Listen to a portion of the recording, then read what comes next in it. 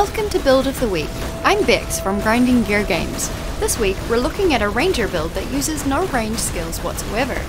In fact, it plays more like a necromancer, commanding an army of animated minions to turn monsters into mush. The most important item you'll need for this build is the unique body armor Chains of Command, which was designed with help from one of our players from the Chinese realm. Chains of Command turns your animated guardian into a self-propagating weapon spawner.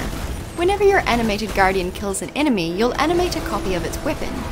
Each of your animated weapons have a 10% chance to animate a copy of your guardian's weapons on kill too. To get the mayhem rolling, you'll want to bring 3 or 4 copies of the Writhing Jar unique flask. This flask spawns some enemy worms which make for quick and easy kills for your guardian. An Overflowing Chalice unique flask will help you refill your Writhing Jars so you're never without a few wormy pals. Since your animated guardian's kills are the main source of your minions, it's really important that it be able to hit enemies reliably, so carefully choose which items to give your animated guardian. A Lycosidae will ensure it never misses, but that's quite an expensive item. Buying a good weapon from Vegan and crafting some mods on it is cheaper in the short term, but since you'll be animating copies of it, it needs to have good killing power. Really, it just depends on what you can afford. Keep your animated guardian alive for longer by giving it items that will increase its life or provide some life regeneration. Giving it the unique body armor Blood Bond does both, as does the fated unique shield the Oak. Supporting it with minion life is helpful, but giving it high damage supports like multi-strike is also a valid option, since that will turn it into even more minions later. To get the most out of your animated minions, run the Anger and Wrath auras supported by Generosity. A cast when damage taken setup with Convocation will pull your animated army back to you when you need it most, though you may want a second Convocation that you can cast yourself in emergencies. On the passive tree, prioritize Life, Skill Effect Duration, Flask passives and Minion passives.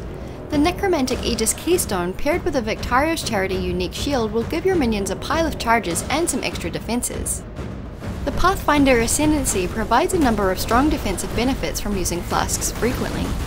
It also provides an avenue to gain flask charges during boss fights, which is important in the event that your animated weapons die.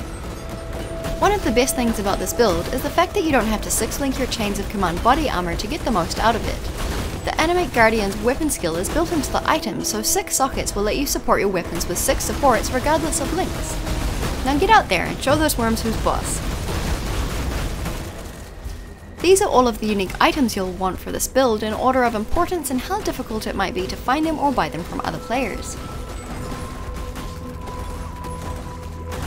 These are the gems you'll need. These should be very simple to acquire. If you're interested, here are the microtransactions the character in this episode is wearing. For more in-depth information about this week's build, you can find a link to the guide in the description of this video. That's it for Season 9 of Build of the Week. Thanks for watching and see you next time!